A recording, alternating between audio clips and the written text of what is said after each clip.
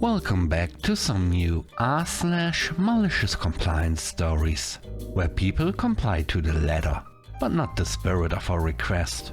I hope you had a great day.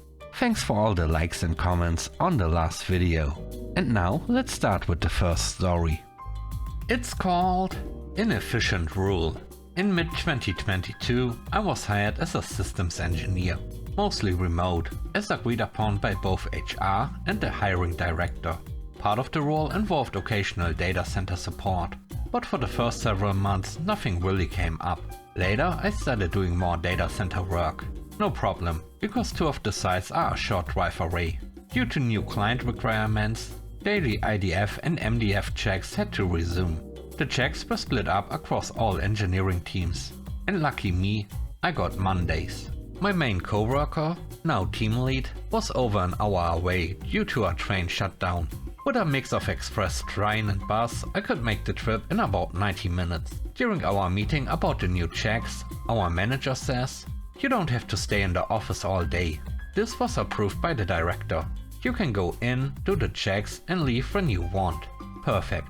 I'd log in during the commute, knock out the checks, maybe handle a couple things, then head home. This went on for over a year. Out of nowhere, my manager changes his mind. But instead of telling us directly, he sends the message through my team lead, who straight up said, "Yeah, I think this is total BS too. The new rule? If you go in, you have to stay for the rest of the workday. No reason given. Just vibes and inefficiency, I guess." Here's the thing, I work 7:30 AM to 3:30 PM. But nothing in the new rule said when I had to start going in. Just that if I go in, I stay for the rest of the day. So now, I leave for the 12:30 PM train, arrive at the office around 2 PM, do the checks and wrap up by 3:30 PM. Then bounce, just like the rule says. I'm fulfilling the requirement exactly as stated. Technically, I'm even spending less time in the office than before. But rules are rules, right? One afternoon, my manager calls. "Did you start late today?" "Nope, just heading in for the IDF checks like every Monday." Radio silence. He knew I was following his dumb rule to the letter, and he had nothing to say.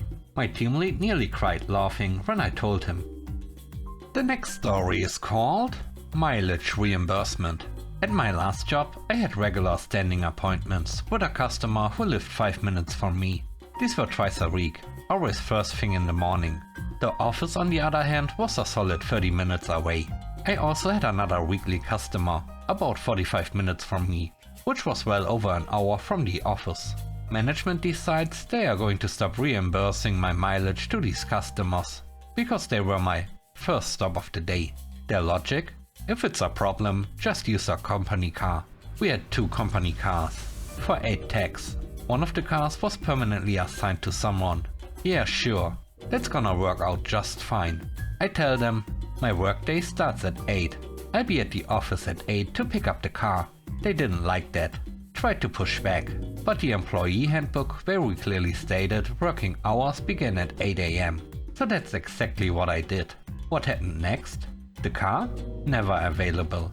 I ended up taking my own car anyway, and since I was starting at the office and not from home, they had to reimburse more mileage.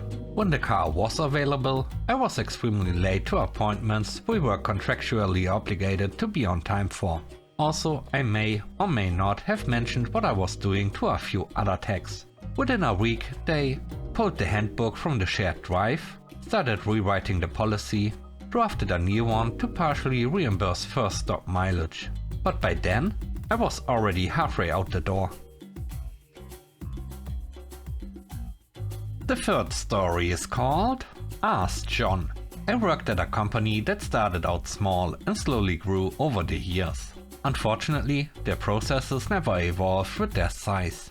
When I joined several years ago, it was obvious that everything was stuck in the past. We are talking manual everything, even payments. Instead of using something simple like PayPal, they insisted on calling customers individually to follow up. So I pushed for automation. Hard. Eventually, they let us use PayPal. And surprise, we had fewer errors and more orders. But that was just the tip of the iceberg. They used a mess of software tools that didn't talk to each other at all. which meant we had someone literally re-entering data by hand that clients had already submitted elsewhere. Hours of time, repeated, for no reason. I kept pointing out how inefficient and error-prone this all was. The answer? Ask John. John was the IT guy. John didn't care. Neither did management, who always said, "We've always done it this way." I'd had enough. After years of pushing for better tools and smarter workflows and getting nowhere, I quit. And that's when the truth came out. All those automated processes everyone assumed were running on their own? Yeah, I was doing them manually. That sleek backend? Just me, fixing and updating and tracking things behind the curtain. A few days before my last day, my boss messaged me. "Hey, can you document all the processes you handle so someone else can take over?" My reply? Ask John. The last story is called Being on Time. A few years back, I worked at a company with a manager who was obsessed with punctuality. Her favorite line? "If you're on time, you are late."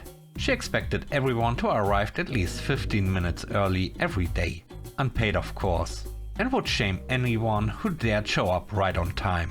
One day I asked, "Do we get paid for those extra 15 minutes?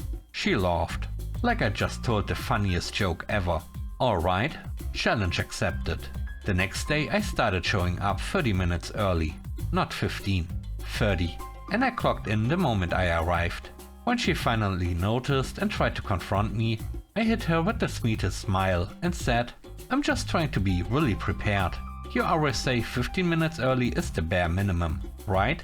She tried to argue, but I was hourly and our system logged every minute worked, which meant payroll started paying me for all that early time, every single day.